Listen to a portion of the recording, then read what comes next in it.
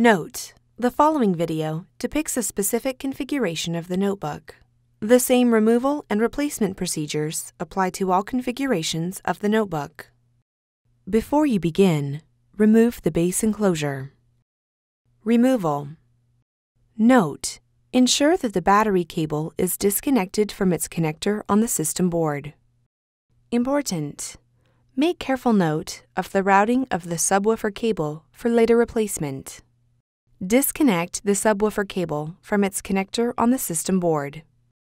Remove the two 2mm P1 Phillips broadhead screws that secure the subwoofer to the top cover.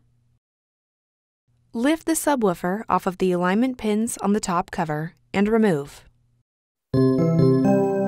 Replacement. Place the subwoofer onto the alignment pins on the top cover.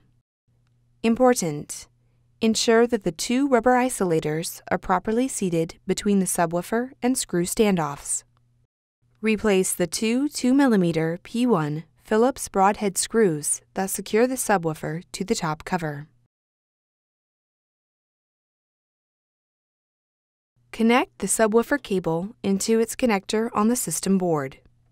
Route the subwoofer cable through the routing channel on the system board.